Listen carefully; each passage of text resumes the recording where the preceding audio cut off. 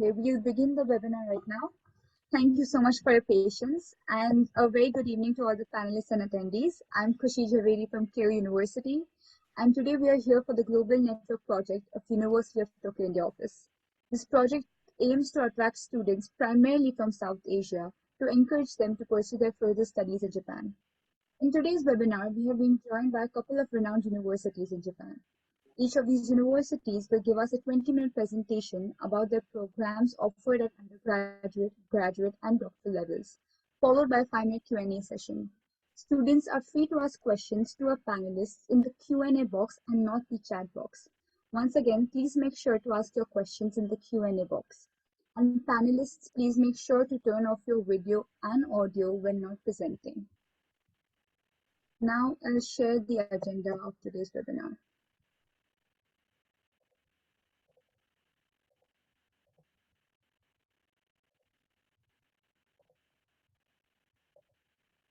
I hope you can see my screen. So we'll commence the webinar by a brief introduction by Ms. Sakshi, the Program Assistant of FU Tokyo India Office. Then we'll have a presentation for overview of study and work life in Japan by Dr. Said, the Director of FU Tokyo Study in Japan Project Office in Bangladesh. Then we'll have a presentation by International University by one of its graduates, Ms. Rashi Gupta, followed by a presentation by University of Tokyo by Mr. Vorapong from the Graduate School of Information Science and Technology. Then we'll have a presentation by Kyushu University by Professor Canon James and Professor Tamura from the Faculty of Engineering. And lastly, we'll have a presentation by the University of Kitakyushu by Professor Nagahara from the Institute of Environmental Science and Technology. Now I'd like to request Ms. Sakshi to commence the webinar by a brief introduction. Thank you, Ms. Khushi, for the introduction. Am I audible? Yes, you are. You're breaking a little, but okay. I think continue. Not a problem. Okay. So good afternoon and namaste everyone. My name is Sakshi Roy and this program is hosted by the University of Tokyo India Office and brought to you by MEX, the Ministry of Education, Culture, Sports Science and Technology in Japan. I would like to welcome all of the experts we have from national and private universities in Japan and our amazing attendees from different parts of the world. So thank you for taking out time to participate in this webinar. So let me give you a brief introduction about our office. We are a part of Study in Japan Global Network Project in Southwest Asia by MEX, and we provide information on Japanese universities. We organize education fairs and seminars throughout India. So this time, because of COVID situation, we are conducting this online webinar series on study and work in Japan. And today is the 25th day of our webinar series of study and work in Japan. And all these webinars are basically designed to introduce to some of the best Japanese universities to you and to assist you to study and work in Japan. So we will be discussing the various program offerings and opportunities to study and work in Japan in our online sessions. And there will be 3 to 4 different Japanese universities presenting in each session, national, public, and private universities. And all the universities are basically focusing to introduce English-based programs that are offered by them. In Japan, there has been approximately 700 plus universities as well as specialized vocational institutions. So if you're interested to study in the world's 3rd largest economy, you have so many options to choose from world-class universities. The academic options for international students are nearly boundless in Japan.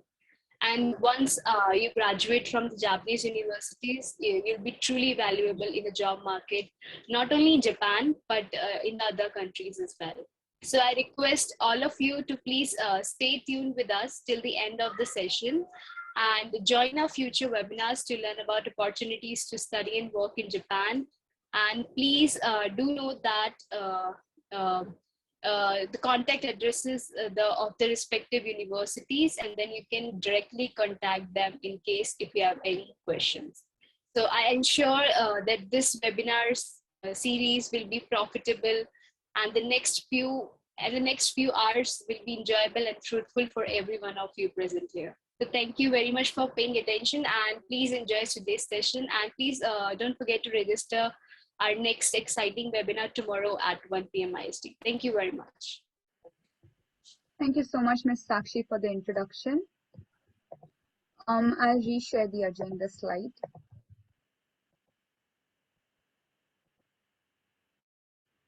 So now I'd like to request Dr. Emded to give us an overview of study and work life in Japan.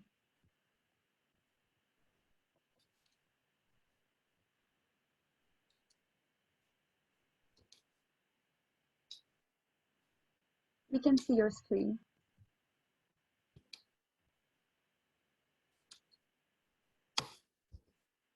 Hello everyone, thank you very much.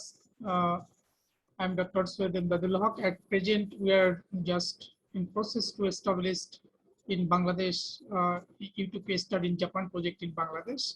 Here, I would like to share something like first the how to get the admission in Japanese universities, and then my real life experience during 2007 to 2012. Here you can see some pictures that I enjoyed a lot in Japan during my staying at 5 years.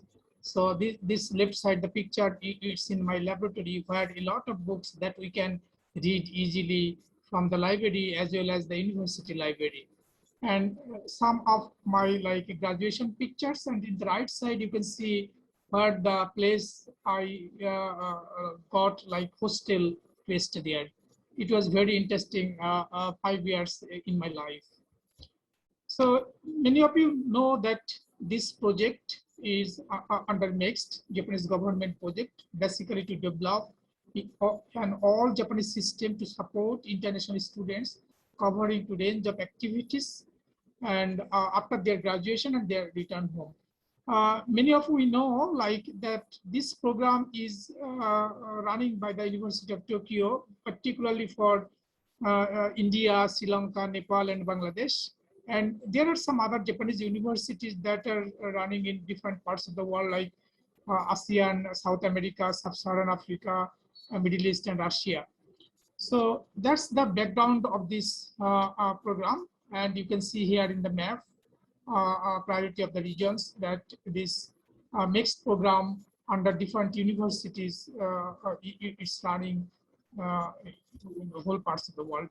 Many of you know, like a lot of universities in Japan, like about 800 universities that out of them, 86 are national universities, public 94, and private is 6 and 5. So many international students are studying in Japanese universities, and they're coming back to their native country and serving not only for their native country, for all over the world, what they learn from Japan, and they can contribute not only for the society as well as for the economy. As mentioned before, like Japan is the one of the largest economical country. So there are a lot of junior schools, colleges, as well as technical colleges. Right side the table, you can see like not many students from Bangladesh till now are in Japan. So we established the office in Bangladesh through the University of Tokyo, and we are hoping in the few next year that will make a big impact for Bangladeshi students to for higher study in Japan. You can see here a like UNESCO report that from India, Sri Lanka, Nepal, Bangladesh, and Pakistan, the number of students that are studying in Japan. Although this is there are some like different scenario, but I think Tokyo University took the right decision to establishing these offices in different parts in Southeast Asia, and students can easily go through Japanese universities.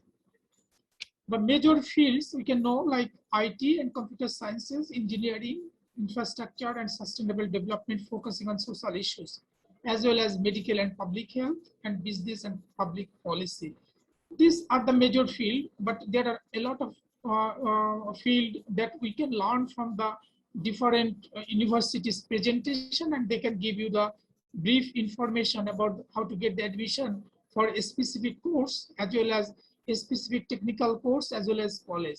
In the right side, we can see like the tuition fee compared with American universities. You can see here like national university you can get like about $5,000.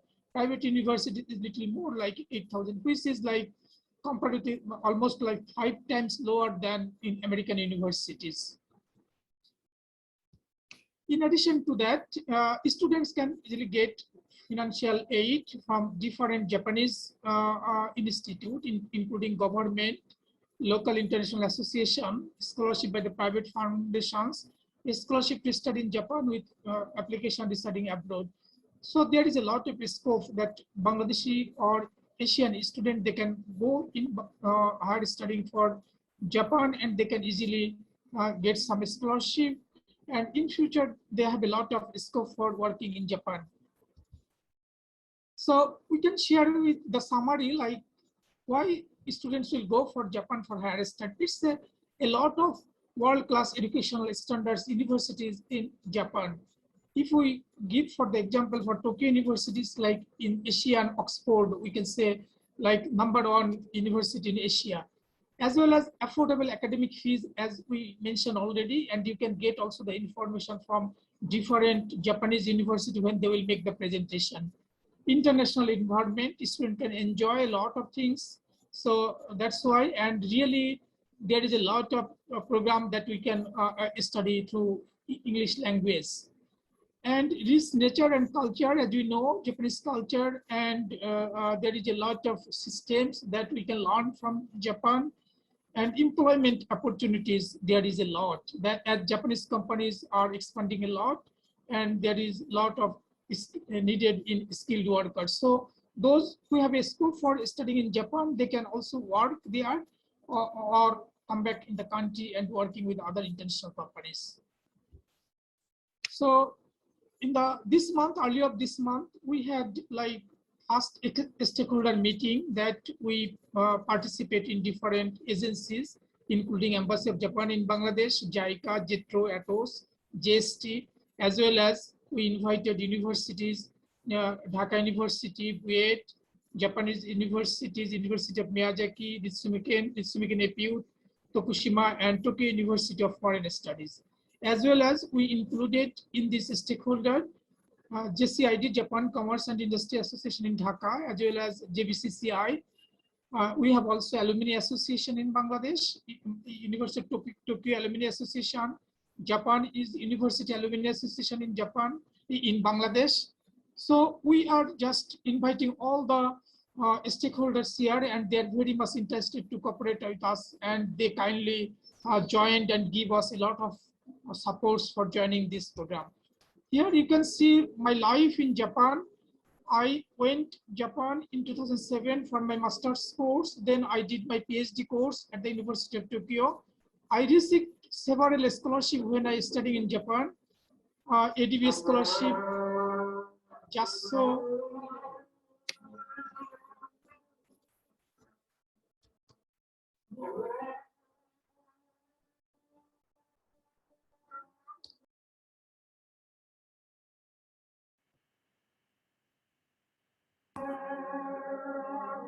Jatso and other universities also here.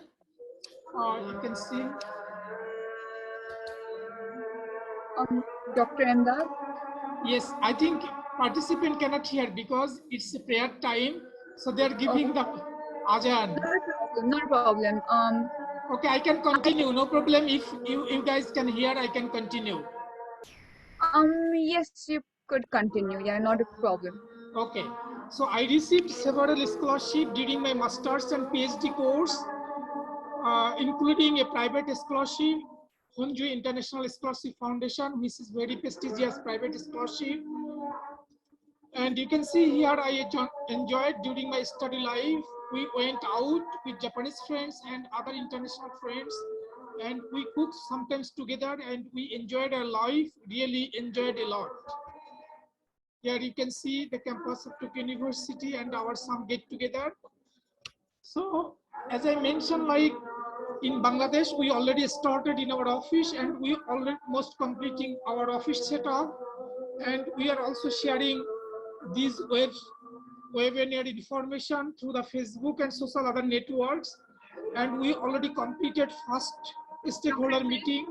I'm sorry for interrupting, but could you conclude your presentation because you're not clearly audible?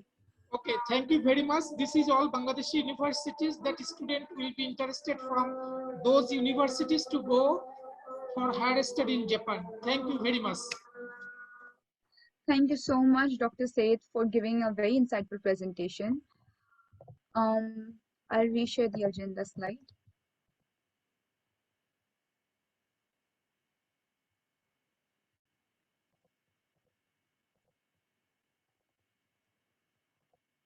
Thank you once again, Dr. Said, for the insightful presentation. Now we have the presentation by International University.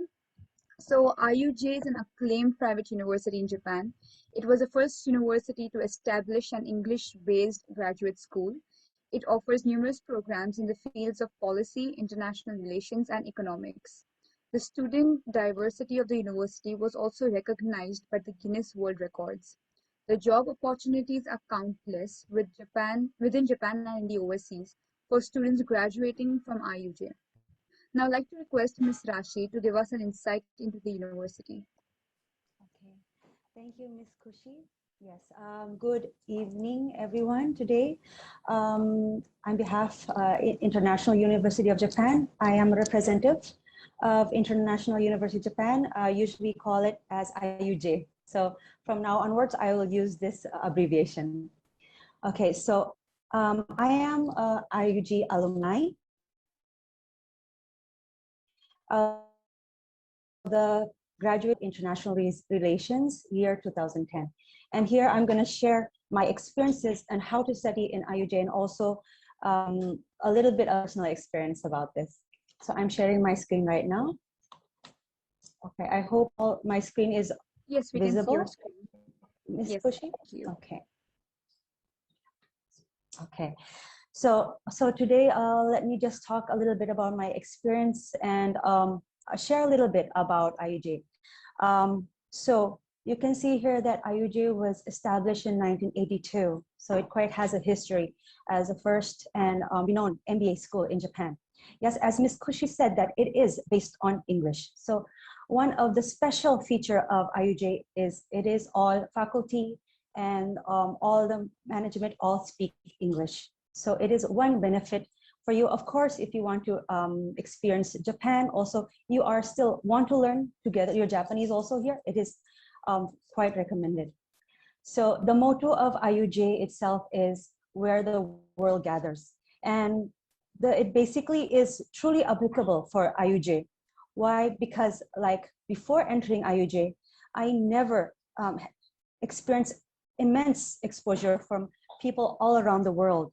But after I enter IUJ, then I meet people from across the globe, people from countries I never met before. And this one, I was able to meet, to interact, to live together and help each other and build a very good network and relationship, and also make a mutual understanding with people from outside of the countries, from abroad. So this is very important. This is one point of IUJ I would like to share with all of you.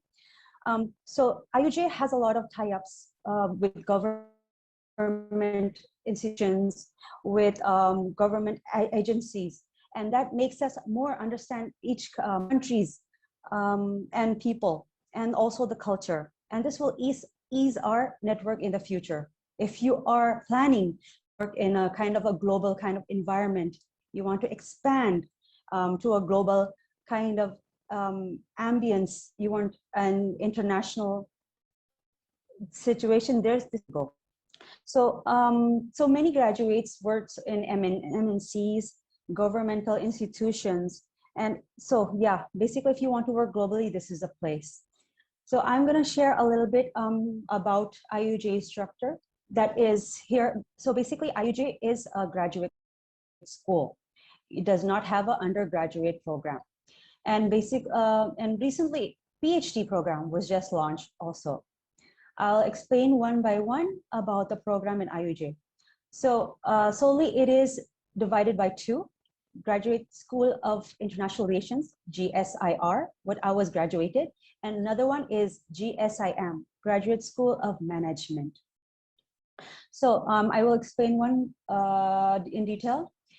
GSIR consists of International Relations Program, IRP, International Development Program, IDP, and Public Management and Policy Analysis, PMPP. And recently, there's a very new fast track program just launched recently. It is called IPPPP, or International Public Policy Program.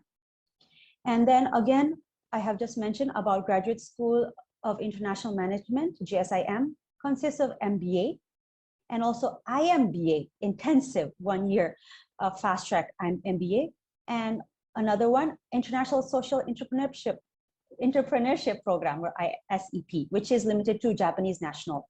It is sponsored by JICA.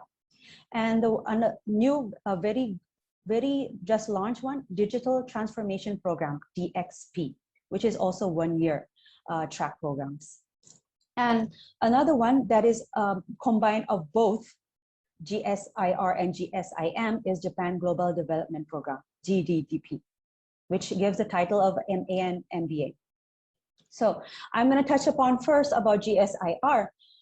So here we have a PhD program. This is also just recently launched. It's 3 years. It's in the cluster of international relations, economics, and public management. Okay, so I mentioned all about the GSIR programs. I will also in detail about the length of study and also what kind of degree you can obtain. So international relations, IRP, you'll have a MA in international relations or MA in politics science, depends on the field that you research in. And IDP, 2 years, will get a degree in international development and also MA in economics. And public management and policy analysis, PMPP, will get a degree in MA in public management or public policy. And the GDDP program, that is the cross-faculty one, will have this. It depends on the field or research that you're in. MA in international relations, MA in economics, MA in international developments, MA in public management, or MA in, and so on. And then there is the international public policy program. You will get, it's a 1 year, but you'll get a degree of also MA in international public policy. Okay, there's our doctoral course, that is PhD, also 3 years, and you will get the title depending on your course of research. Okay, so then about MBA or GSIM, Graduate School of International Management. This, you can see here, the span of study is 2 years and you'll get an MBA degree. IMBA also, you'll also get an MBA. And Digital Transformation Program, Master of Digital Management. Okay, and I'm not going to discuss about the ISEP because basically this is for the Japanese nationals. Okay, now we'll just dive in. So what does make IUJ stand out from other universities and why you should opt for IUJ? Okay. Like I mentioned before, it is also it's an international university that is based on English language. So you do not need a JLPT or any Japanese proficiency to enroll the university. But if you are interested in learning Japanese, don't worry, it is included in the curriculum. You can learn Japanese from the well-known faculty here as well. Okay, so there are 5 points I want to touch why you have to choose IUJ.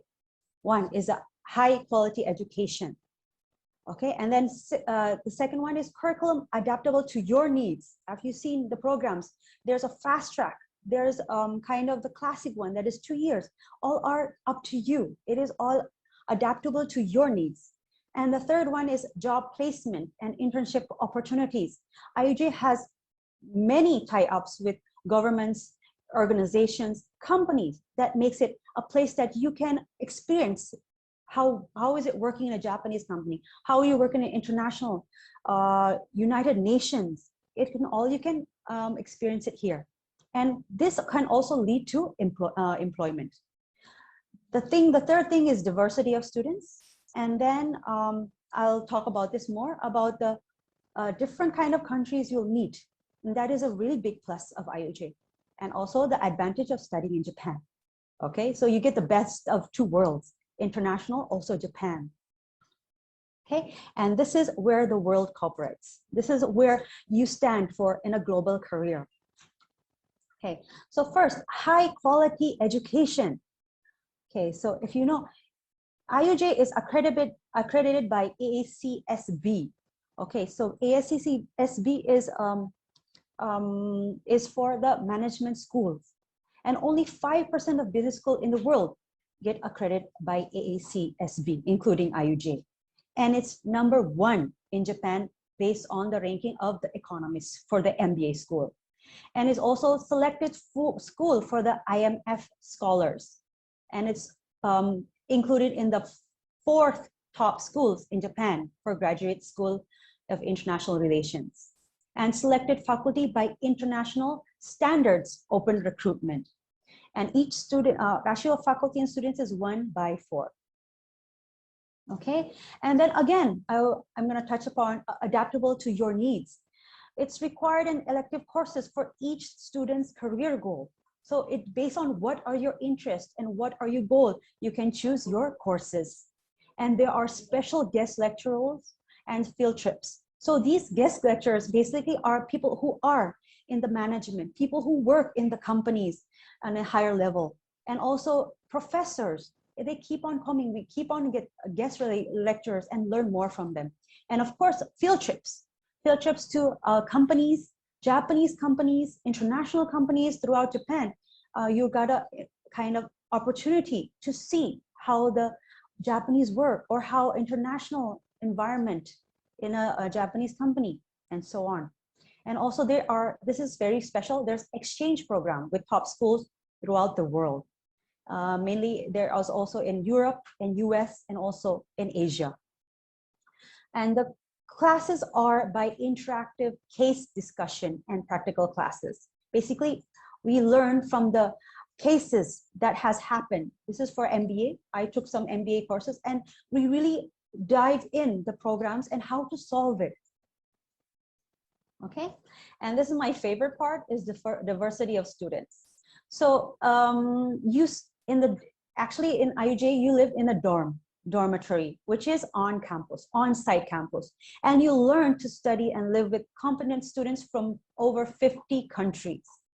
And that is not easy, I can tell you. So you learn, you live, and you kind of, build kind of a friendship, and like how you can kind of communicate, interact with people from 50 countries.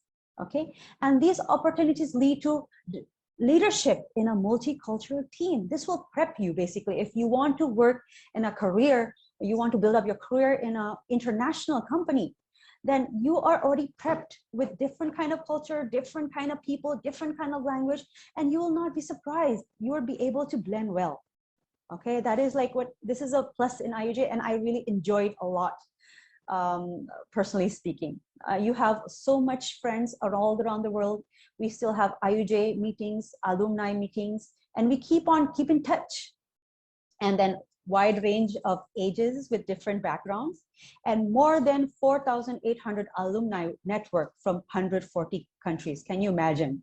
So after I graduated, if I travel to one country, like in Japan or in US or in Mongolia, my friends will be ready to welcome me there. And this is such an amazing network of IUJ alumni. And then also for job, if you're looking for a job, and then the alumni, there is an alumni association that will help you.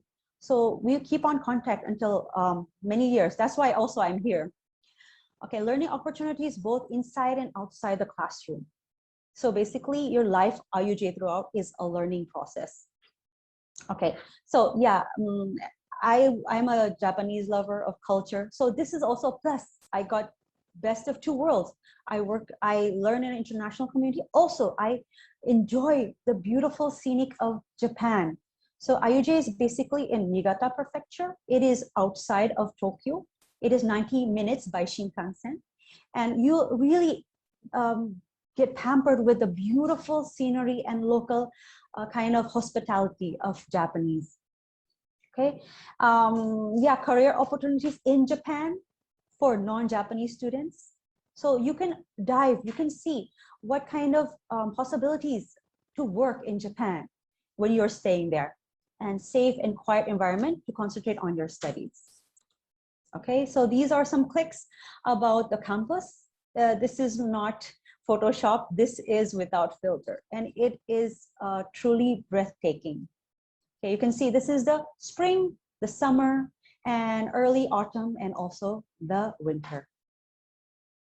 Okay, so another point is I want to talk about is the job placement and working opportunities. So this is for you to change jobs in the same industry. It will help you, and or different industry as well. If you want, you're thinking to change. IUJ has a very unique kind of this kind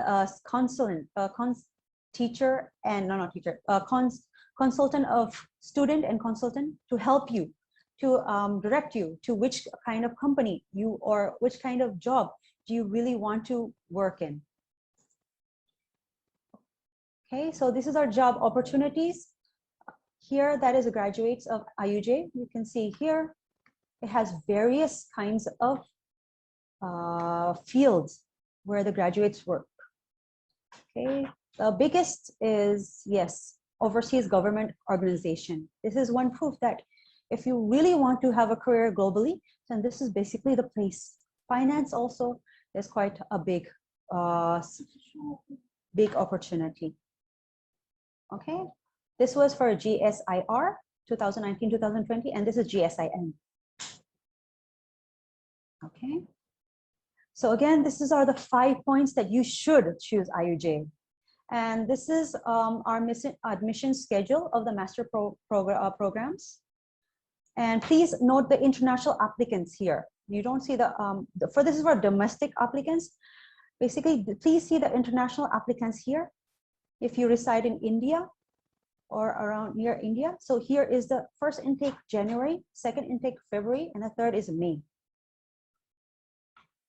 Okay, so how to get admission? Okay, firstly, the bold, please note the bold fonts. This is the one that you have to, basically you have to, is inquired for your application. Basically for number 6, English test score. Luckily, so as an Indian, you do not have to submit this because English is already acknowledged. And then GMAT is only for GSIN, not for GSIR. So online application, personal statement, research topic, scan college certificates, 2 recommendation letters, and application fee and passport copy and photograph. Okay.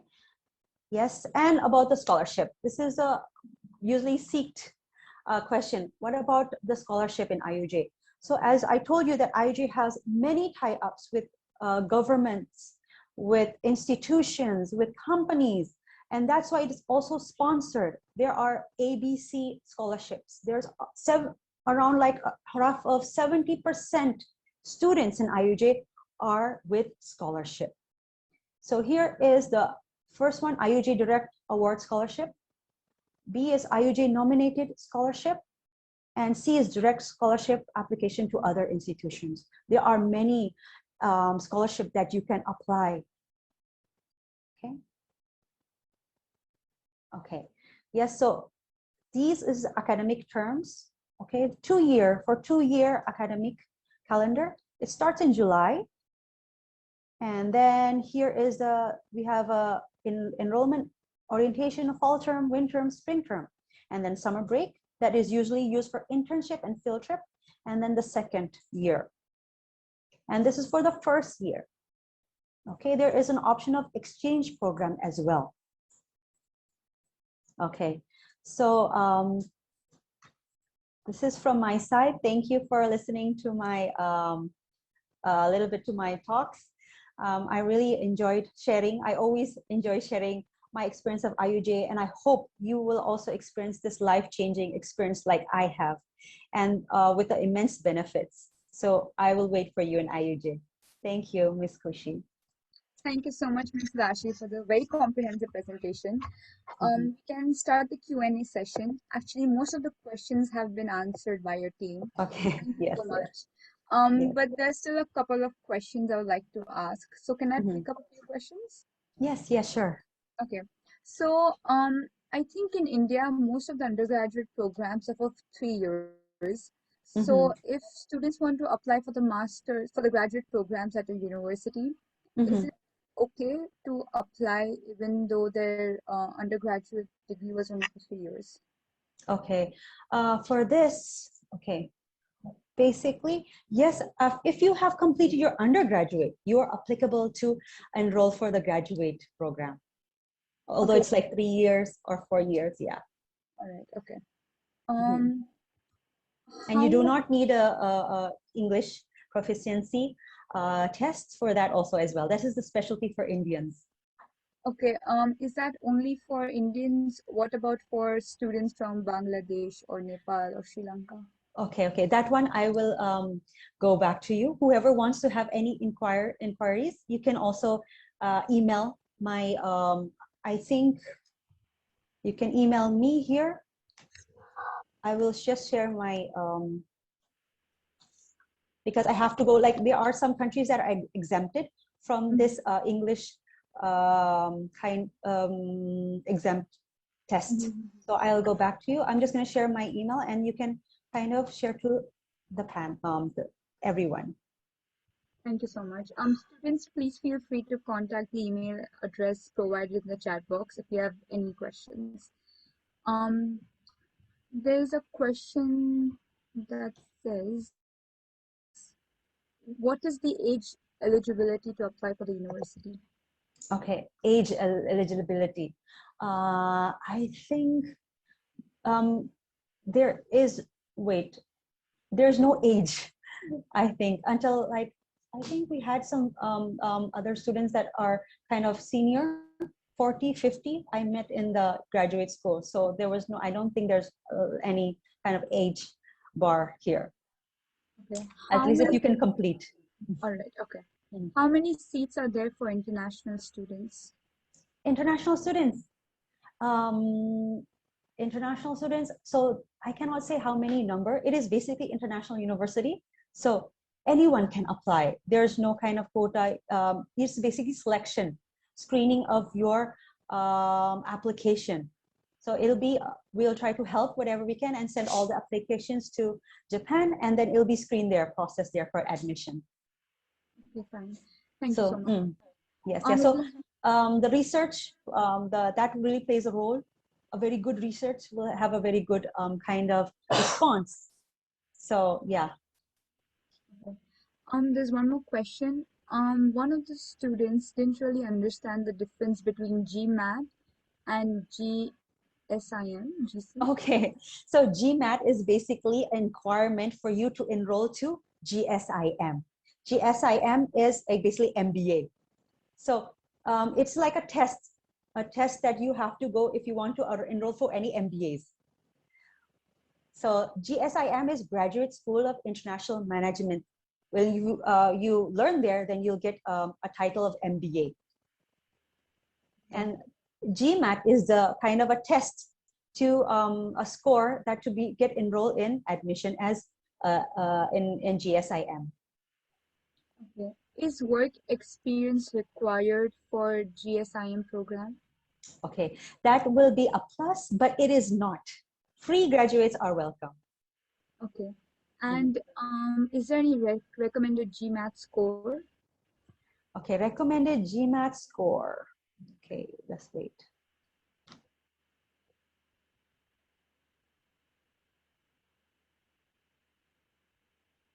I just got to check. It's a 600.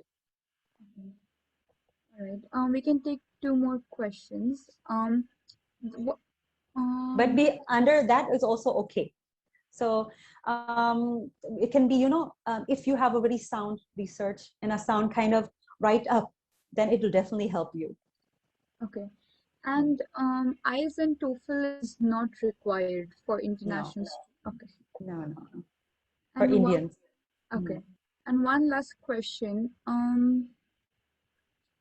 Is biotechnology there at your university? Okay, biotechnology. We we are IR, International Relations Graduate School, and International Management. So if you're biotechnology and you are like leaning that you want to do entrepreneurship, or you want to work in a company, you want to enroll for MBA, then yeah, why not cross your faculty? Thank you so much, Ms. Rashi, for answering the questions. You can continue answering the questions when other universities are presenting. And please feel free to share links in the chat box. Okay, thank you so much, Ms. Thank you so Kushi. much. Nice to talk to you. We'll proceed with the agenda. I'll share the agenda slide once again. All right. Now we have a presentation by University of Tokyo. So Tokyo University is the first imperial university in Japan, and it is also regarded as one of the most prestigious educational institutes on the international platform. The university is home to several notable alumni, including prime ministers, Nobel laureates, and astronauts as well. Graduates of the university have landed themselves with great job opportunities and have had a significant contribution to the society. Now I'd like to request Mr. Borapong to give us an insight into the university.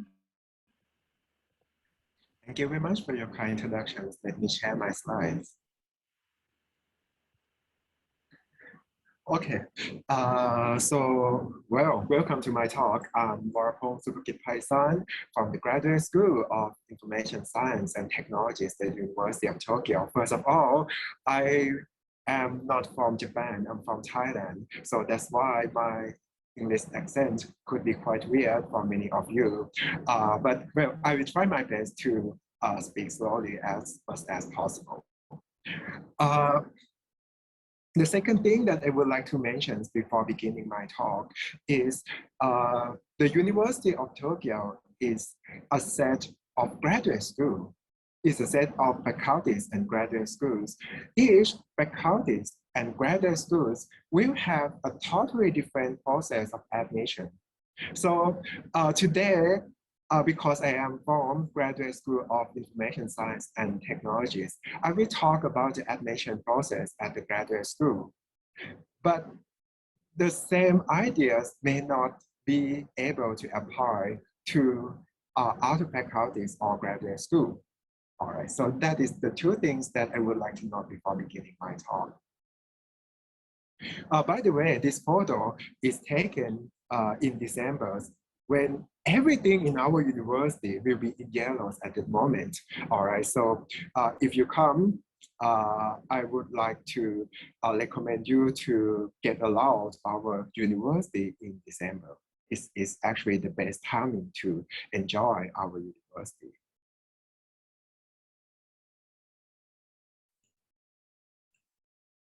All right, I would like to show you a video introducing our graduate school. It's going to take you about 8 to 9 minutes.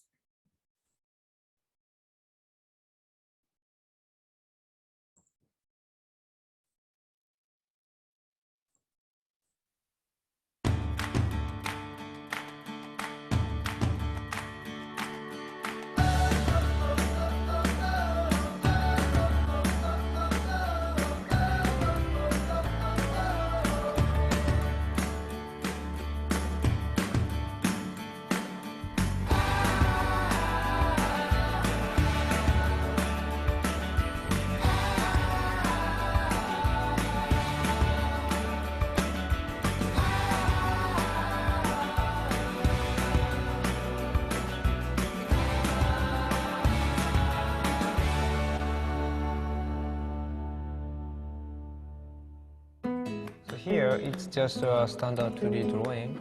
However, as soon as you put push pins, you can start making them animate.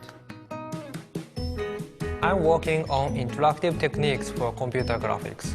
Our goal is to help people to create their own graphics by providing easy-to-use tools. Specifically, we have been developing tools such as for 2D animations, 3D graphics, and even for physical things such as plush toys and paper airplanes.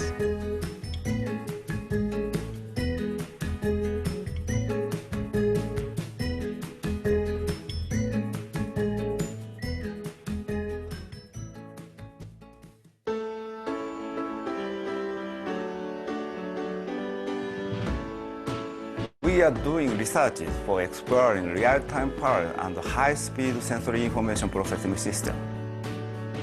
Professor Ishikawa has developed a floating display called an air tablet. The system recognizes hand gestures using stereo cameras. Users can perform fast, precise screen manipulations in the air with very little delay, just as with a regular tablet. Another application of these techniques is the rock, paper, scissors robot, a robot with 100% win rate. The robot can detect an adversary's move before it's completely shaped, so it beats human opponents by controlling its fingers almost instantaneously. A key technology which makes this research possible is a 1,000 frames per second image processing system.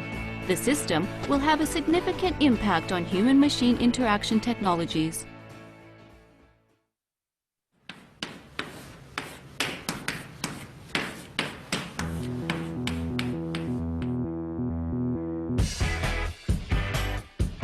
Professor Iwata works on optimization, a mathematical tool that unifies several disciplines and has an impact on everyday life. Examples of his studies include matching theory, which finds optimized matches between people who have their own preferences or wishes, and research into the minimization of energy loss in power systems. Professor Iwata received the Fulkerson Prize for his work on efficient algorithms for submodular optimization. Recently, he has initiated collaborations with researchers from other fields and applies optimization to chemoinformatics and smart grids. So optimization will be the key technology for sustainable development, which is particularly important in societies with growing populations like India. Why don't you join us to create a bright future with your mathematics?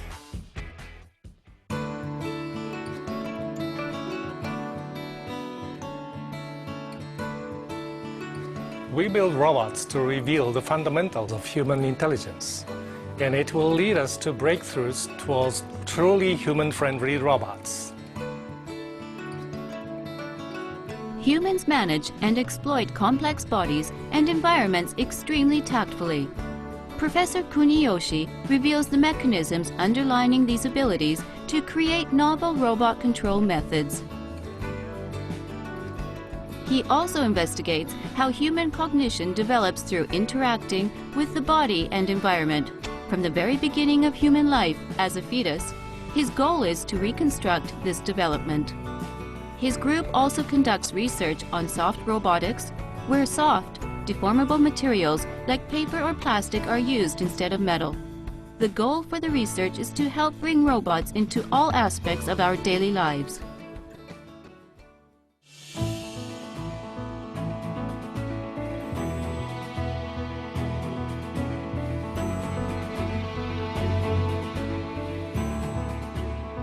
We succeeded to reduce 30% energy in our campus using ICT technologies. We can control anything like lights, and also we are happy to contribute to the Earth using Internet by Design. Professor Esaki aims to construct smart cities using the Internet. His system allows the electrical power consumption of the University of Tokyo to be checked and controlled from anywhere on the globe. Research collaborations have expanded all over the world and include universities in Europe, North America, and Asia, with a particular focus on India. When we look at the Earth at night, we can see a snapshot of civilization. There are no national boundaries, and there is neither infinite space nor infinite resources. Professor Esaki's Smart City Network will contribute to the Earth by achieving sustainable innovation and growth for both human beings and the global society.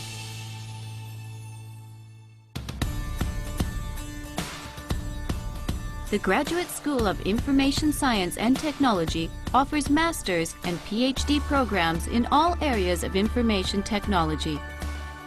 These programs are focused on research.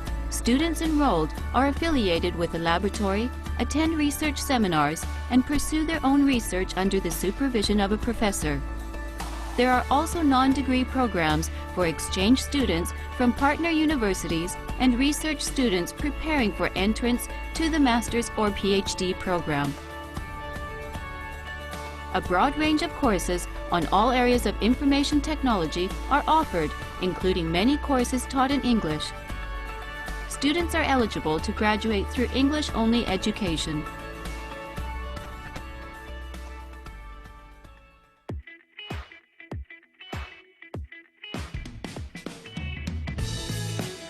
The University of Tokyo offers a wide range of activities and support to foreign students and researchers. For instance, Japanese language courses are available from beginner level to advanced level. Several introductions to Japanese culture are also offered, like tea ceremony or kimono wearing. The campus has a multitude of facilities, including several cafeterias which offer vegetarian and halal food. Students can join sports clubs and enjoy indoor and outdoor sports on campus, in addition to Japanese traditional martial arts. Several activities are also regularly organized to discover Japan and promote cultural exchanges between students.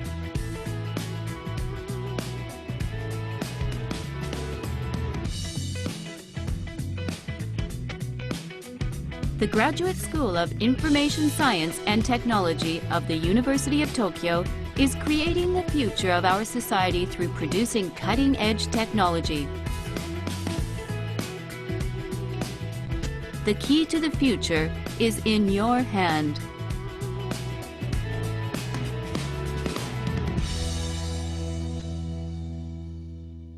Thank you very much for your attention to the videos. Now it's time for you to listen to my bad accent. First of all, by this slide, I would like to introduce you to our city, the city of Tokyo.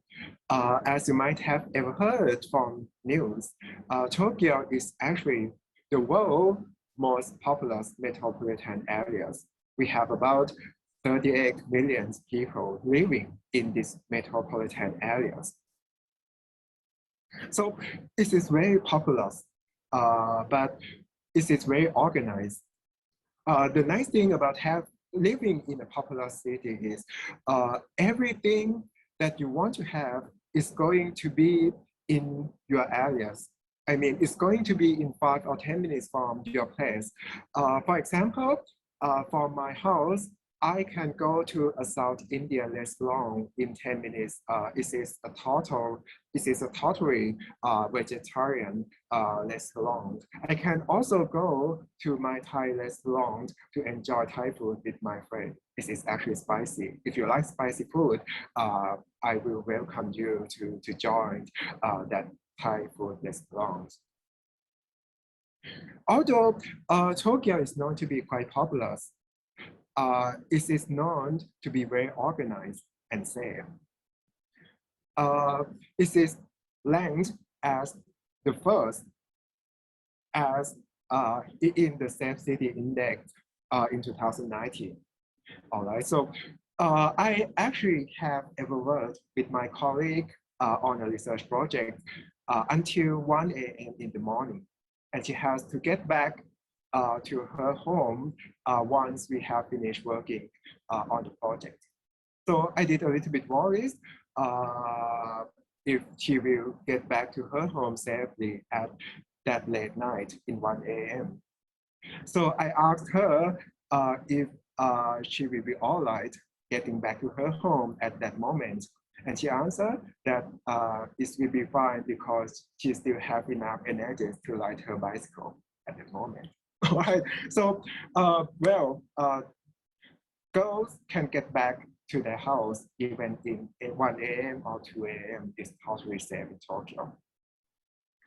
It is also known to be the third in best student city ranking. The first in employer activities and the first in desirabilities. There are a lot of places to go. There are a lot of activities to do even though the activities that you usually do in your home countries is very weird, is very different from many people, you will find someone who have the same activities with you in Tokyo in these very popular cities. Being popular gives a very great advantage to Tokyo in IT industry. When you talk about IT industry, many of you may think about US. Of course, you cannot deny that US IT industry is very successful. There are a lot of successful companies over there, including Google, or IBM, or Apple. But Tokyo is also doing very nicely in the industry. For example, last year, it is actually a very good year for Japanese supercomputers because the Japanese computers developed by Fujitsu and Liken is ranked as the fastest computer in the world in top 500. We also have the most green supercomputers, so the computers with the most energy efficient being on the top of the ranking. We have a lot of startup companies in Tokyo. We have a lot of unicorns in Tokyo. I think we have now 7 unicorns in Tokyo. And Japanese gaming companies is actually a leader. You might have ever heard the name of companies like Sony, Nintendo, Square Enix, Sega, Konami. All of them are companies originated from Japan. They are actually conquering 85% of gaming console market share all last year. In addition to that, there are a lot of giant tech companies with a very big office in Japan. For example, IBM has the biggest R&D centers in Asia inside Tokyo. Apple and Google also have an R&D centers in Tokyo also. And actually you can reach all of these companies, you can reach all of these top companies within 1 hour from our campus. And this is very great things because this means that you will have a very nice opportunities to work with them as an intern, to work with them in a joint projects during your time at the University of Tokyo. You will have a big advantage in a job opportunities after your graduation. Actually, I have never known any international students who want to look for an IT job in Japan, but cannot find any after their graduation. So all of our graduate students got some great jobs after their graduation, and the salary is actually very decent.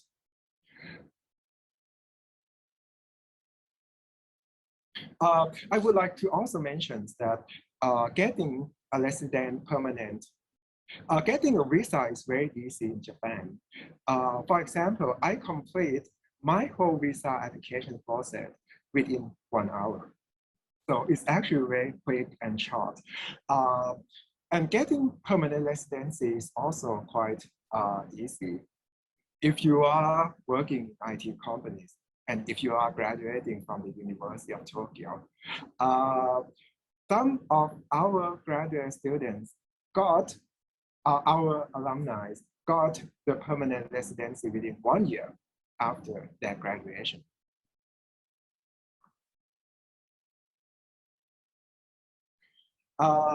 Next, I would like to discuss a little about our university, the University of Tokyo.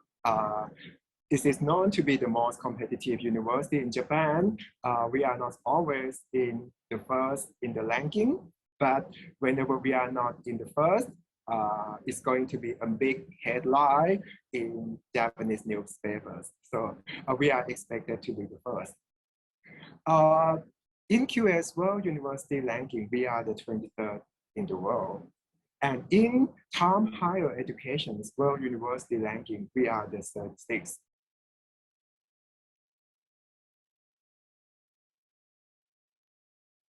And there are some discussions about the tuition fee in the Q&A sessions. So we are subsidized by Japanese government. So our tuition fee is relatively reasonable. For both master and doctoral programs, the tuition fee is about 500,000 yen per year, which is about 300,000 rupees per year.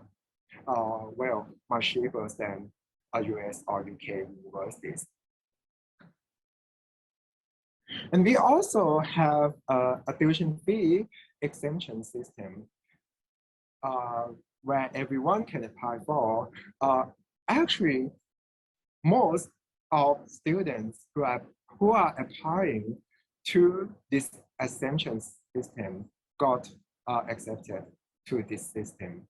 So actually, if you apply, you'll be very likely to be exempted. We have a lot of dormitories around our campus.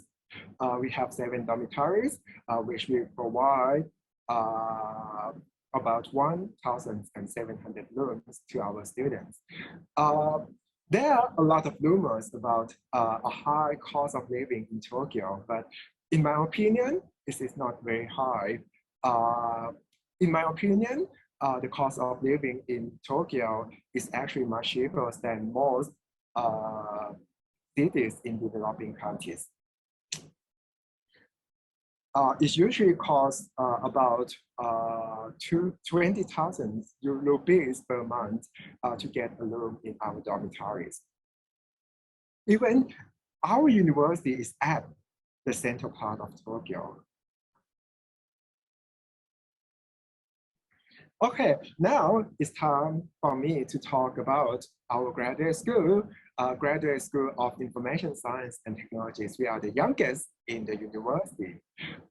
We have just been established. Professor Warapong, I'm Yes? sorry for interrupting. We're actually running out of time. So could you please conclude in 2-3 minutes? Okay, got it. Yes, I will try to conclude very soon. Yes. Thank you so much. We have 6 departments. Computer science, you know what this is. Mathematical informatics, which is a hybrid between mathematics and information. Information physics and computing, which is a hybrid between physics and information. Informations and communication engineering, which is a hybrid between electrical engineering and informations. Mechanoinformatics, which is a hybrid between mechanical engineering and informations. And then creative informatics, which is about the creative applications of information science. You can see over here that even though our graduate school name is Information Science and Technologies, we do welcome people from many other areas to our graduate school. We welcome you even you graduate from Department of Mathematics. We welcome you even you graduate from Department of Physics. We welcome you even you are electrical engineers or mechanical engineers. So if you are graduating from those areas, please also consider us as one of your choice. It is actually going to be your great opportunities to change your field to information science and get some IT job after the graduation.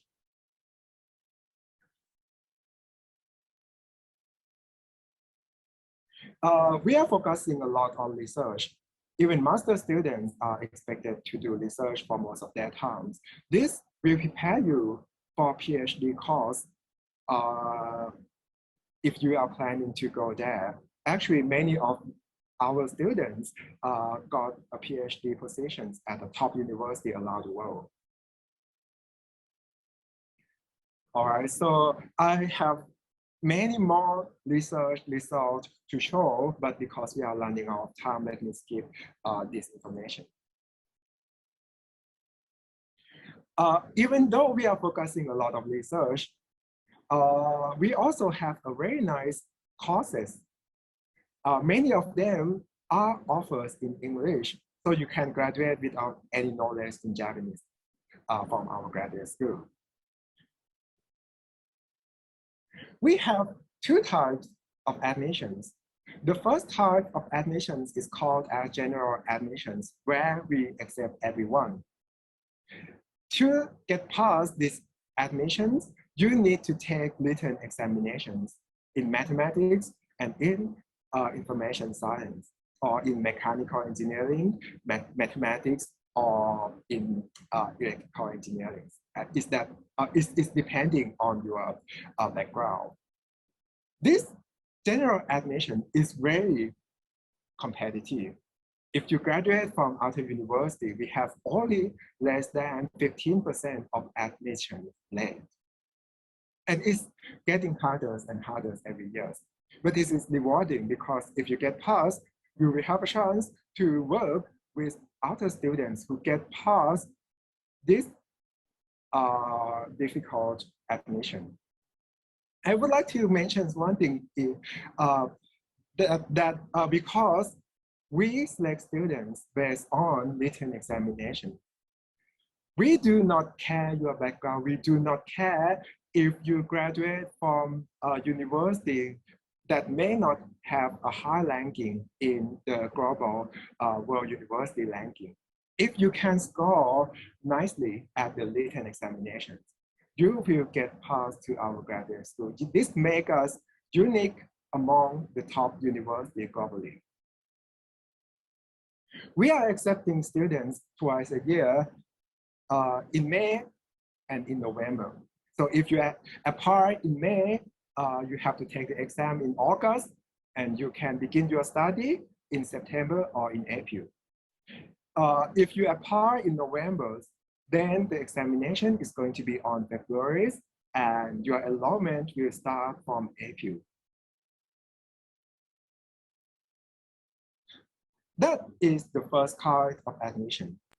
But we also have another kind of admission called a special admission. This admission is only for non-Japanese residing outside Japan. We accept about 10 to 15 students by this admission.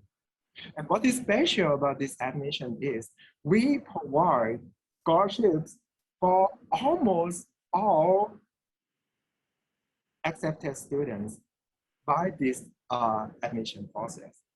Professor Warapong, I'm again sorry for interrupting, but we are running out of time. I'm going to finish in 2 slides, sorry about that. Yes, and what is special about this is we have a mixed scholarship university recommended.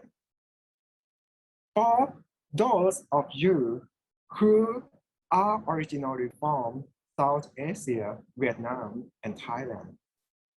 So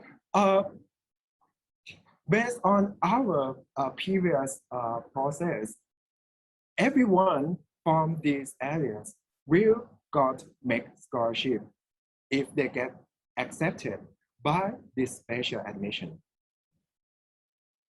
The information about these admissions will be announced in next week. So you are the first, you are among the first to know about this admission. We will announce this formularies on next week. The application deadline is going to be on this November. It's going to be tight, so I do recommend you to begin very fast. And if you get accepted, the enrollment is going to be from September 2022. So I would like to skip a few more information, but this is something that I also would like to talk. So this is going to be my last slide. In addition to the admission, I would like to announce that we will organize something we call as a research hackathon this is going to be a very good opportunity for you. This is going to be a very unique opportunity to you to work with UTokyo students on some research projects for a week on September the 20th to September the 24th. We are going to formally announce this information very soon or next week also. But if you want to know about the formal announcement on next week, if you have some interest in this research hackathon, please contact me at this email address, at the email address shown on this slide. All right, so this is going to be a very unique opportunity for you to really talk with UTokyo students and discuss which lab is going to be good for you, which areas of research should be the most suitable one for you. You will have a chance to talk with them for 30 hours. And that's all from me. Thank you very much for your attention. Thank you so much for the detailed presentation, Professor Vorapong. Now I'll start the Q&A session. As we're running out of time, we can pick up 2 or 3 questions. So is it all right if I pick up a few questions for you to answer? Can I pick up a few questions? Oh, yes, of course. Okay. Thank you very much. Is there any age limit to get admission? Okay, so there is no lower bound. So if you got undergrad, if you graduate from your undergrad program, you can apply. The upper bound for the special admission is 35. So you have to be born before 1987. But for the general admissions, there is no age limitations there. Okay. Is there any eligibility criteria for the hackathon that you were talking about? Yes. Well, this is not formally announced, but basically, I just want you to allow to be allowing in some universities globally. Okay. And one last question.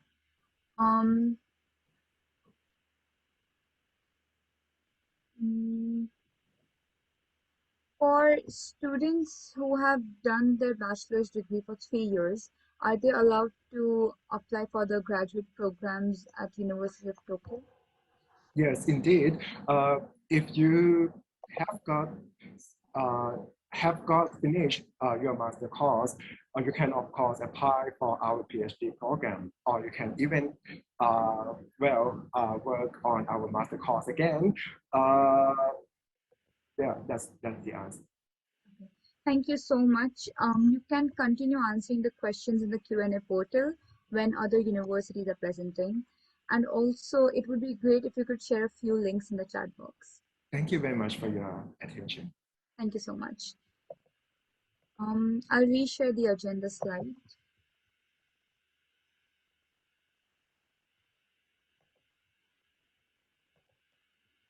So now we have the presentation by Kyushu University. So Kyushu University is an acclaimed national university in Japan. It was selected as a top type university by the Japanese government. It is regarded as one of the best research-oriented universities.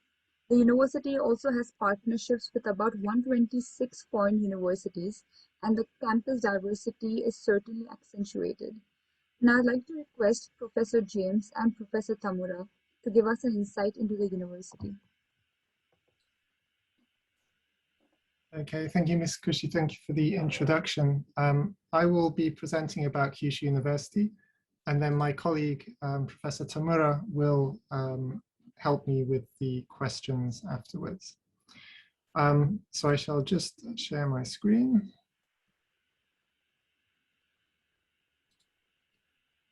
Okay, so first of all, thank you for the opportunity to talk today. I'm very excited to be here and introduce Kyushu University to so many people from India and around that area. So this, you can see here a picture of our campus. It is the newest campus in Japan. It was completed only last year, or actually 2 years now, 2019. But the campus is here. We have Fukuoka in the background, you can see there. So it's what you have here is very much a balance between the countryside and a city of over 1 million people. So in this presentation today, I am going to first of all introduce Kyushu University in general and Fukuoka City. I will then talk about the graduate programs that we have. I will then touch on the undergraduate programs as well, and then I will finish with the costs of attending. So Kyushu University is, as was I think mentioned in the introduction, it's quite an old university, quite a prestigious university. It was founded as one of the initial imperial universities, just like the University of Tokyo. We celebrated our centennial in 2011. So it's more than 100 years old now. This is a picture of the old campus entrance. You might recognize this man here. This is Professor Einstein, of course. He visited the university in 1921, I think, just after he got the Nobel Prize. He did a tour around Japan. He visited many universities, but Kyushu University was one of those places that he stopped off at. So Kyushu, we're based in Fukuoka. Here is Japan. Tokyo is over here. And we're on Kyushu Island. Basically the capital city, if you like, of Kyushu Island. You'll notice, interestingly, that we're actually closer to the capital of Korea than we are to the capital of Japan. And we're not that far from Shanghai or Taipei either. Fukuoka is often called the gateway to Asia, and this is reflected very much in the student population and the population of Fukuoka itself, with very good access to many Asian countries, including India as well. And Fukuoka city itself is regularly ranked as one of the world's most livable cities. So you saw that picture at the beginning of Kyushu University, situated just slightly outside of the city.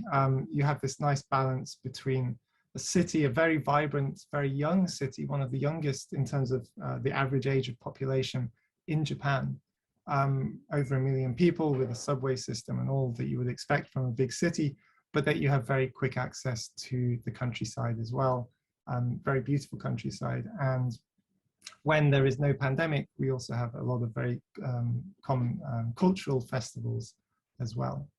So if I had to summarize Kyushu University in, say, 5 points, I've already mentioned it's very old. It's one of the premier national 7 universities. It is a comprehensive university. So this means that I'm primarily going to talk about engineering today, but we have everything from the hard sciences to literature and things like this. So this makes for a very interdisciplinary environment for education and for research. It's a very well-ranked university amongst the world's universities, and it is a member of Research University 11 in Japan. And that means that we are very much focused on research. Now, if I had to pick out some prominent alumni from the university, I often like to mention Professor Wakata. Oh, sorry, not Professor, Mr. Wakata. He graduated from Kyushu University and was actually then one of the first, I think the first Asian ISS, International Space Station astronaut. Actually, he was the first commander, sorry, the first commander of the ISS, first Asian commander of the ISS, there we go. There is Professor Morita, who discovered element 113, Nihonium. And so they're both of Japanese nationality. We also have Professor Huang, who I think is originally from Taiwan, who has been very successful in business, and he graduated also from Kyushu University, and actually has founded, he founded one of the institutes here, QREC, which is focused on entrepreneurship, building entrepreneurs and an entrepreneurial environment at Kyushu University. So these people we have many prominent alumni, and they still have connections with the university. Now, I mentioned already that Kyushu University is a research university, and we are engaged in very high-level, world-level research. So if I had to pick out 4 different examples, I would say that the Carbon Institute, the International Institute for Carbon Neutral Energy Research, otherwise known as ICNER, there is a big focus in terms of research at Kyushu University for research related to hydrogen and low carbon technologies. So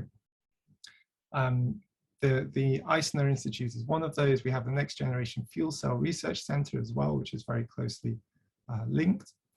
But another area is organic photonics. So we have OPRA, which is quite a big center here, and also the Research Institute of Applied Mechanics. And they developed something called wind lens technology to increase the efficiency of wind turbines. And you can see some examples here. Now the campus itself, I'm just going to touch a little bit more on hydrogen now. The campus itself was conceived as a trial hydrogen city. So there are many different hydrogen facilities on the campus. So you can even, if you had a hydrogen car, potentially, there is a hydrogen charging station on the campus as well. In terms of, so I talked a lot about hydrogen, but of course there are many other areas as well. So hydrogen, so energy and environment. I already mentioned the wind lens turbine technology. There is a lot to do with, say, geothermal energy as well. Kyushu University, Kyushu Island is home to a volcano. So there's a lot of geothermal energy that can be obtained as well. Materials and chemistry. So a lot of the research also covers this. This is another picture of the OLED technology. But there is a lot of nanoscale technology research going on as well, carbon nanotubes and related technologies. If you're interested in human care and biomechanics, then there is also quite a bit on biomechanics, so biology and mechanics, so the engineering side of these things as well. So walking assistive suit, for example, is one area that is being researched. And like many universities in Japan, the University of Kyushu, the Kyushu University is very well funded in terms of research facilities. So in particular, at Kyushu, there is the ultra high voltage TEM, for example, for very high voltage tunneling electron microscope.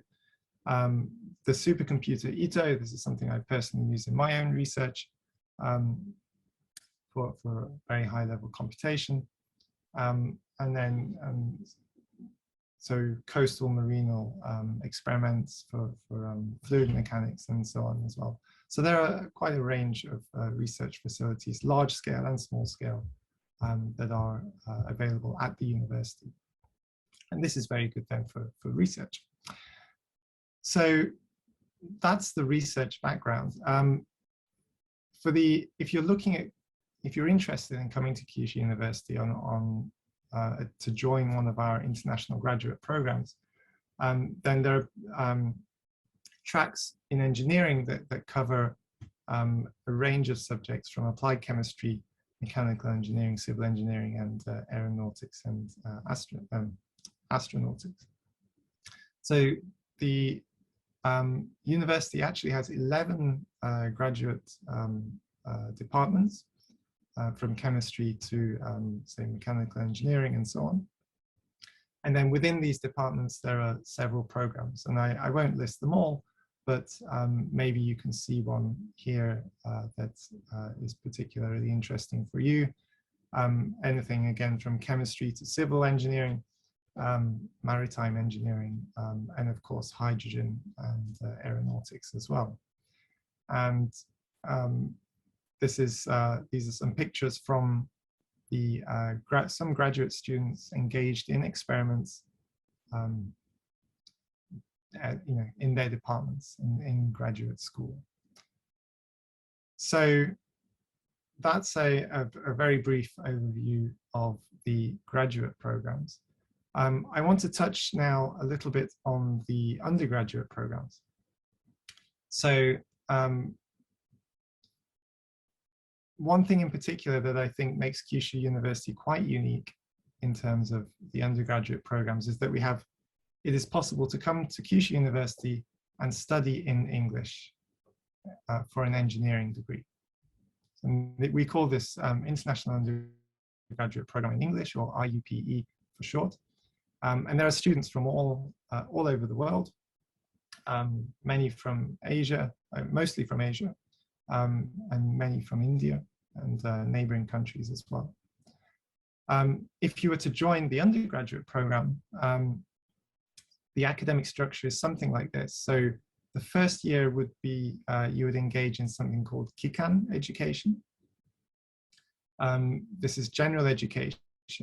So not only in the subject that you're applying for, that you're interested in, but a wide range to give you a wide appreciation of the different challenges for society. This is important because if you ever want to become CEO of a company, for example, you not only need to be good in organic chemistry, but you need to be able to manage things and have an appreciation for many different areas. So this gives you this very important grounding. Once you've completed your first year, then you will move more to specialized education based on the area that you're focused on. So you're already doing some, of course, core subjects for your area in the first year, but then the focus really becomes on those core subjects in the second and third year. In the fourth year, you will focus more on graduate research. So typically by the end of the third year, students are allocated to a laboratory. So you get some research experience whilst you are an undergraduate. And of course, you're still learning, so there's still a lot of guidance, but this gives you a little bit more freedom to explore and to learn how to take responsibility and to learn how research is done, get this first taste. So that comes around in the fourth year, where you then write a graduation thesis to then graduate. So the programs in the undergraduate, in the IUPE program, cover applied chemistry, mechanical aerospace and engineering, civil engineering, as well as electrical engineering and computer science. So for the undergraduate IUP program in applied chemistry, this covers everything from organic chemistry to inorganic chemistry and everything in between. There's a lot of relation here to fuel cell technology, of course, but then also drug delivery as well. These things are very important. On the civil engineering side, there's everything from disaster management. You know, Japan is well known for earthquakes. So there's a lot of expertise in earthquake engineering, coastal engineering, and so on. And then if you're interested in, another thing that you might well know about Japan is that it is very famous for robotics. So for robotics, you need to be very well versed both in electrical engineering and computer science. And Kyushu University, the IUPE program, undergraduate program here, will give you the opportunity to study both of those things. Of course, you can specialize towards one or the other. So if you're interested more in computer science, you can focus more towards that. If you're interested more in electronic theory, you can focus towards that. But there is the electrical engineering and computer science course does aim to give you a grounding and an expertise really in both of these areas. And then the fourth one is mechanical and aerospace engineering, anything from thermal engineering to hydrogen. Again, hydrogen comes in here because material strength is a huge challenge with hydrogen technology. So things related to the strength of materials are very important, as well as your maybe standard sort of aerospace courses, fluids engineering, and so on, utilizing the expertise that there is at the university to deliver this kind of education. So that is the undergraduate. And this brings me now onto the fourth area, which is the enrollment process and also the tuition fees. Now, the tuition fees, because Kyushu University is a national university, just like Tokyo, so the fees are the same, in that the annual tuition fee is 500,000 yen. One thing that is quite unique to Kyushu University, however, is that there is half exemption of the annual tuition fee available for certain students. So you can apply for this and get half exemption. So that's the undergraduates. I'm just going to switch now to these are the fees for the undergraduate program. For the postgraduate programs, I'll mention the fees in a moment, but if you're interested in applying for master's or PhD at Kyushu University, then we have 2 admissions, one in April, one in October. The deadline for application is January for the April admission, and then May, and then May for the October admission. The exact details will be on the website, which I will share with you at the end of this presentation. Similarly, for research students, April and October are entry times as well. Now, if you apply for a master's program, typically the process is that you would get in contact with a potential supervisor. And then once you had found this supervisor, then there would be a process where you would then go through with an application form and providing your transcripts and so on. For doctoral programs, it's actually very similar. Obviously, having done a master's, you would then provide a master's copy of your master's thesis as well as a research plan. So these are the basic application documents that are required, and essentially the first step is to get in contact with a potential supervisor. Now, returning back to the costs, so I've already talked about the undergraduate costs. As I mentioned, there is half exemption of the fee available for many students. For the graduate program, the costs are very similar. If you try and summarize the living expenses, so I've listed in US dollars the typical costs that you would expect per month for living expenses. One interesting thing, and this was touched on in the Tokyo presentation, in comparison to the rest of Japan, Kyushu University, Fukuoka even, is a relatively cheap place to live. So your typical spending your typical monthly spend as a student at Kyushu University is maybe up to $1,000 a month. This will be a little bit higher in Osaka and about 40% higher in Tokyo. So I think one advantage of Kyushu University maybe is that the cost of living is certainly lower. And I used to live in Tokyo, and I can vouch for that. Bento boxes, if lunch boxes are certainly cheaper here. So those are the general costs. The scholarships that are available, there are a number of different scholarships available, some of which are only available after you have enrolled, some of which you can apply for before coming. The most prestigious one is a MEXT scholarship, and this is extremely generous. So you would have a monthly allowance of 144,000 Japanese yen, so about $1,300 per month. And if you remember, the cost of living is say $700 to $1,000 per month, then this is more than enough to cover your living expenses. So it's competitive, but that is one option. And as I say, this is just one example. There are other scholarships that are available, including private ones, and I encourage you to check out the website.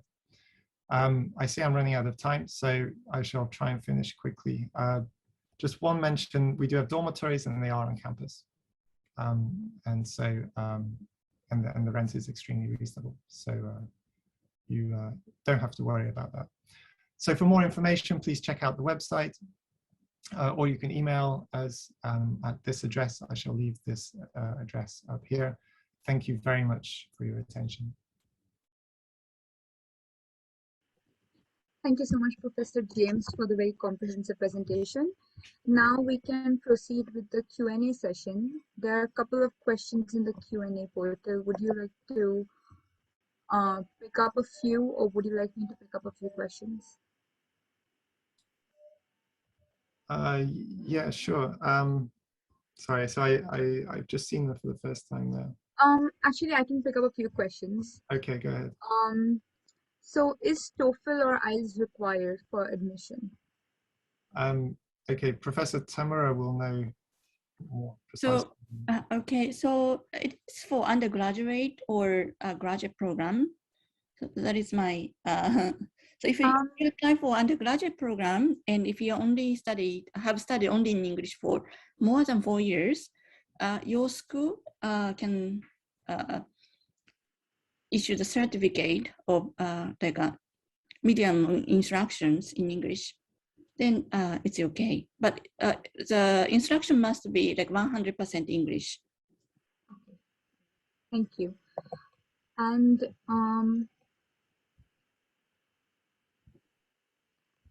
is there any age limit to apply for the undergraduate courses? You mean limitation of age? Yes. We don't have that, but you need to have their education of like 12 years before you apply for our university.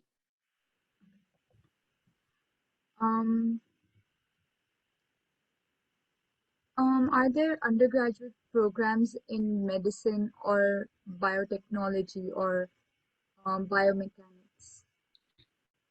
Okay, so we have the School of Medicines, but to study in the School of Medicine, you need to master Japanese language.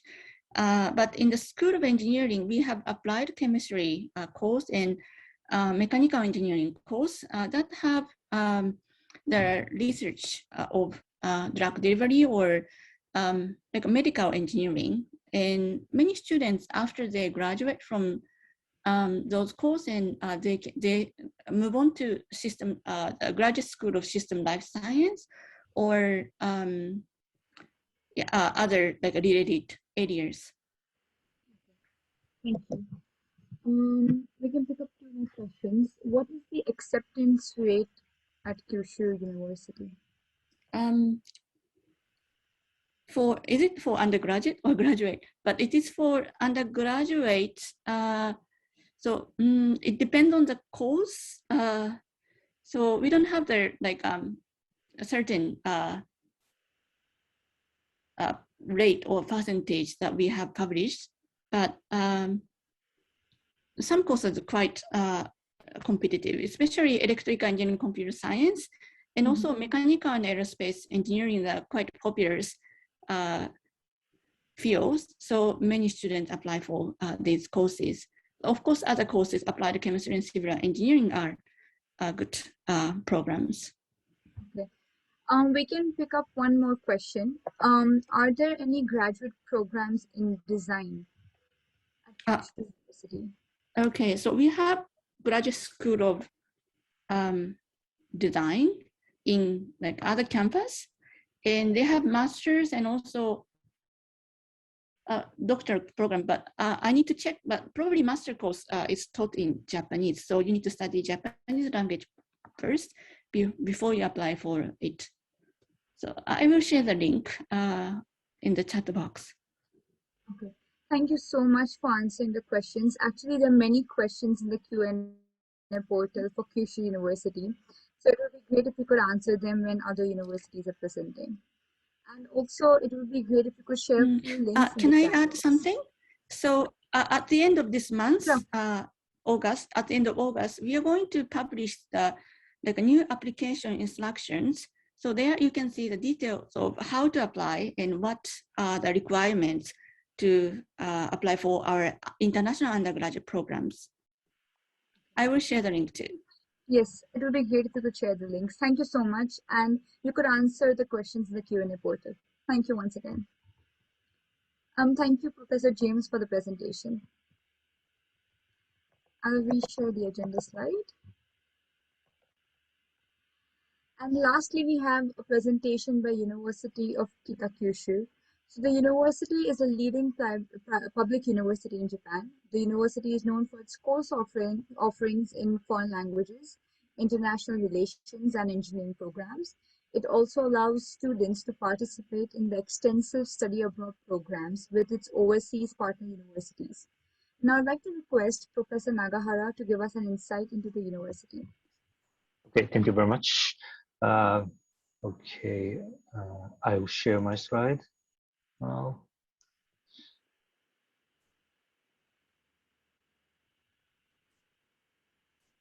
I'm sorry for interrupting. Presenters who are not going to present at the moment, please turn off your video and audio. Professor Tamura, you can turn off your video. Thank you so much. Okay. You can proceed. Thank you so much. Okay. Hi everyone.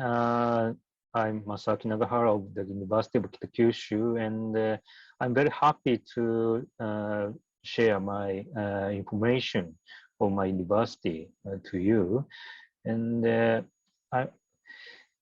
I'm very happy to see very many students are interested in studying in Japan. So I hope all of you will be accepted for entering some university in Japan. And I also be happy if some of you will come to my university. Okay, so where is Kitakyushu? But the Kitakyushu is here, and my place this is here, and this is near from Kyushu University. So you can check the place, but it's the university name is Kitakyushu, and Kitakyushu means North Kyushu. So this is a Kyushu Island, and this is the north part of Kyushu Island. Okay, so and first, let me introduce myself. So my topic is computational machine learning and signal processing, and I'm a visiting professor at IIT, which is Indian Institute of Technology, Bombay, and IIT Guwahati. So I visited IIT Bombay in 2018 for 8 months, and I gave lecture at IIT Bombay like this picture, and also I got some paper award in 2018, and also I love Indian culture and cuisine, so I'm very happy to give my presentation to you.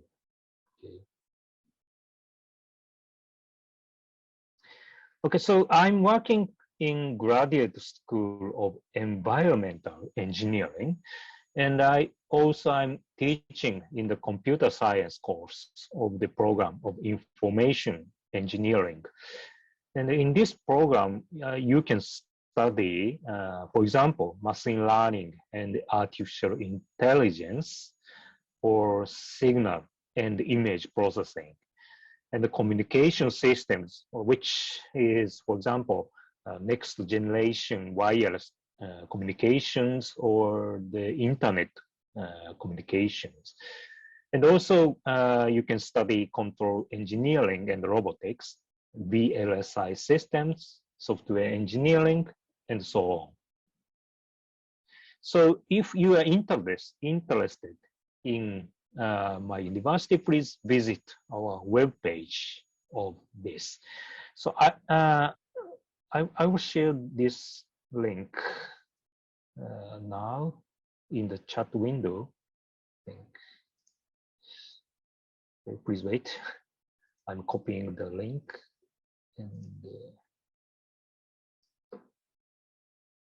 so you can mistake. So you can check the home webpage of my university.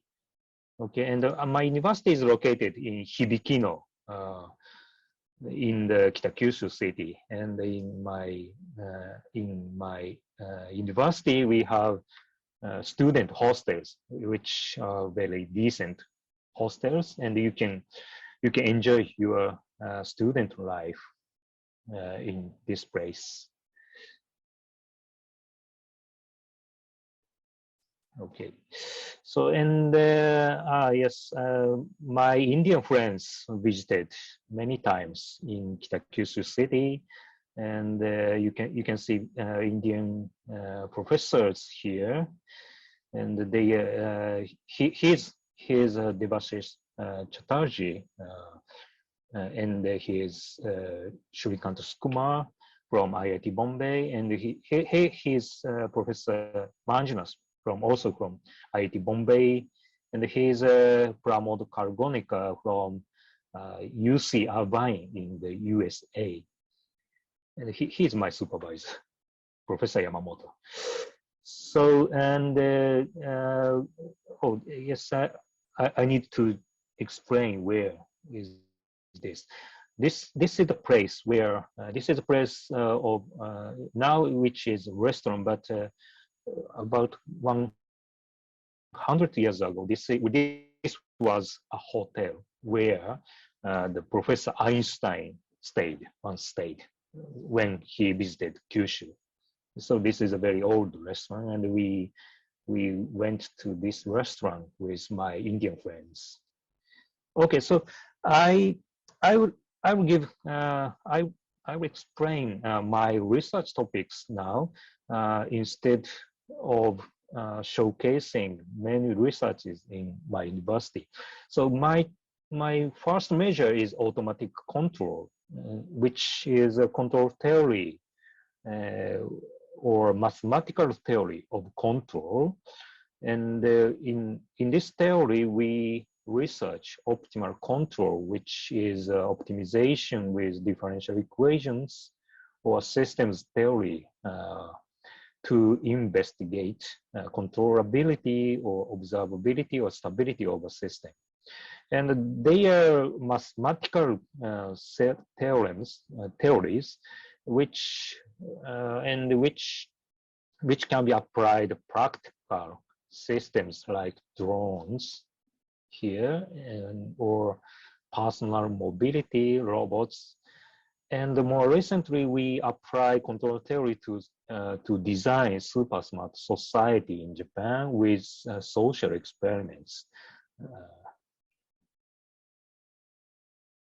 So here I show video of the experiment of the drone, and you can see drone taking off, and this drone has a video camera at the bottom of the drone, and this drone detect some of objects by using image recognition system, and it's landing on one of the objects on the floor like this.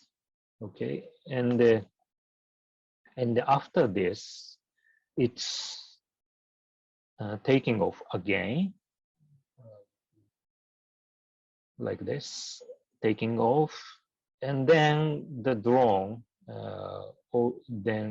detects objects by using image recognition, and then it's landing on another object on the floor after some time. So please wait. This drone computing many times, and it's landing on the other object like this. So this experiment is done by undergraduate students, and they planned these experiments and executed these experiments without many supervision by me. So it's a very interesting experiments of drone controlling. Okay, so and then now I will show autonomous vehicle or personal mobility like this. And this mobility, this wheelchair has a camera in front of the chair, and it detects the line. Okay, and this traces the line by using image recognition and some machine learning techniques. So this is also done by undergraduate students, and this is very nice. This is a basic study of autonomous vehicles. Okay, so and also I'm researching machine learning and data science. For example, I'm researching sparse modeling from small data.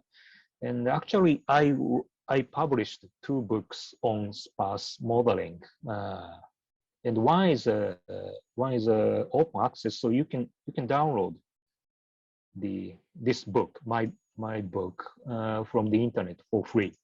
So I will share the link to my book now. So please check the book, which is written in English. So please check the chat window, and please check the textbook. You can download the PDF for free. This is my first topic. And then also, of course, I'm researching deep learning image recognition, which was used in the previous experiment. And also system identification, which is a machine learning for dynamical systems.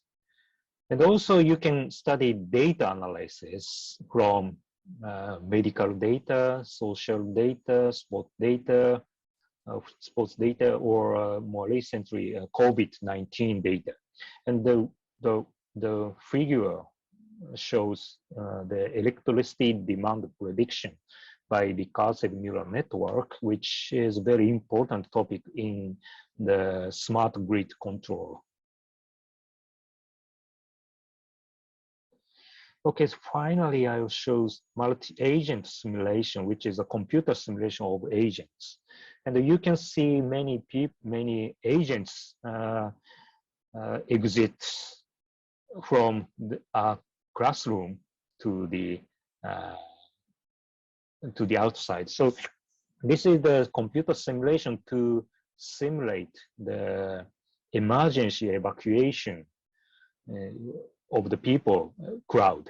So we can check how efficient the evacuation should be done by using computer simulation. This is very important to design some buildings or some classroom. Okay, so if you are interested, please send me your message to this email address. And also, I will offer internship opportunities for 1 month or 2 months for a few undergraduate students on the topic of automatic control and machine learning. So if you are interested, also please send me an email. So that's it. Thank you very much. Thank you so much, Professor, for the very informative presentation. Students, please click a picture of, if you want to save his email address, you could either click a picture of this slide, or Professor Nagahara, it would be great if you could share your email address. Okay, yes. So that students can contact you if they are interested in doing an internship with you. Yes. Thank you so much. We can start the Q&A session. There are a couple of questions in the Q&A box. Can I pick up a few questions for you to answer? Please, thank you. Is there any scholarship provided by your university? Actually, no. So you need to find a scholarship by yourself, but I can share some information of scholarships by, for example, Japanese government or Japanese companies to study in my university. Okay. Is MEC scholarship, the students at your university, are they under the MEC scholarship? Sorry, under? Do they have a MEC scholarship? Oh, yes. So you can apply for next scholarship. Okay, thank you. Is there any age eligibility? Age has no. We don't have such. Okay. Is there any English language requirement? English language, yes. We offer English lectures in the master course or PhD course, and so you need to, at least you need to understand English. And but I think we require some English test like IELTS or something. Yeah. Right. So please check my university webpage for the requirement of English. Also, I would highly recommend students to submit their IELTS or TOEFL score, as it can strengthen your application. And Professor Nagahara, is it okay for students with a math background to apply or to work for you? Sorry, students with a math background work with you, or do they need to have a computer background? Yes. Mathematics background is very powerful for my research field of control theory or machine learning. So you can apply, of course. Yes. Are there graduate programs in electronics? Yes, we have undergraduate electric course, but in my university, undergraduate course are all in Japanese.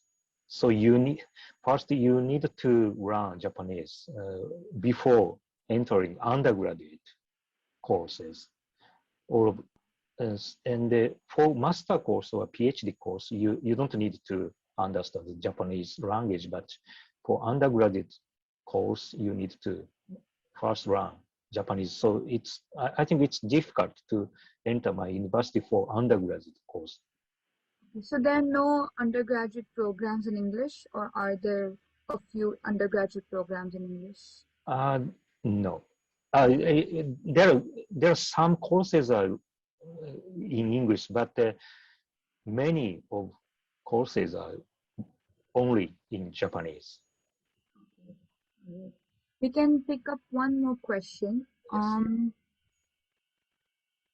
Does Kitakyushu University offer undergraduate programs in physics? In physics, there is no courses for pure physics, but you can study applied physics, like, for example, BLSI system design, which needs physics,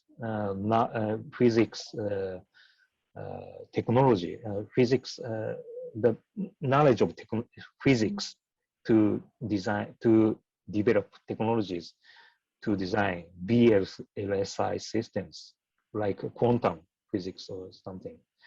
So you can study technology or the engineering based on physics, but no pure physics studies. Thank you so much, Professor, for answering the questions. There are several questions in the Q&A portal, but as we're running out of time, we can't answer the questions at the moment. But students, please feel free to contact professors of Kitakyushu University in the chat. I think the contact details are shared in the chat box. And if not, please visit the university's website, and I'm sure you will get details and the contact details that will be useful for you. So yeah, please feel free to contact the universities for additional information. So I'll reshare the agenda slide. Thank you, Professor, for the informative presentation. Thank you, Koshi. So this marks the end of our webinar. Thank you to all the panelists and attendees for participating in today's webinar. The recordings of the webinars conducted earlier are uploaded to the UTokyo India office site. The link is shared in the chat box, so please have a look at it. For more information about Japanese universities, please join us tomorrow as well at 1 p.m. IST and 4:30 p.m. GST. You could register by scanning the QR code on this page. I'll give you 2 minutes to scan the QR code. Also, please feel free to contact the universities personally for additional information. Once again, thank you for attending the webinar, and we hope to see you in the coming webinars. You can scan the QR code right now.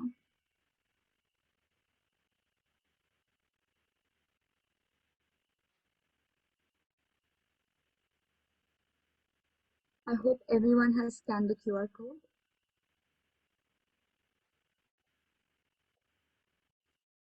Thank you for attending today's webinar. And please feel free to join us tomorrow as well.